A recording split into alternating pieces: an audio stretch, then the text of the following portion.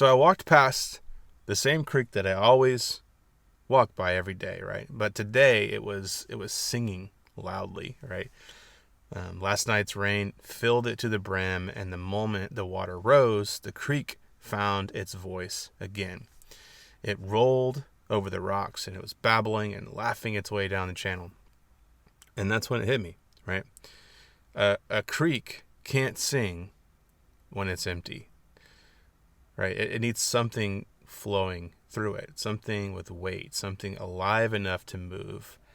And I think our minds aren't all that different, right? When they when they run dry, we get quiet. Not the peaceful kind, but the stuck kind, right? The I have nothing to offer kind.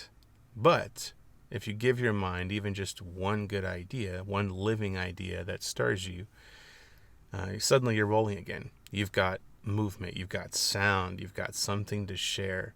Charlotte Mason called them living ideas, ideas with a little sap in them, ideas that root and grow and shape a person. This is a living idea.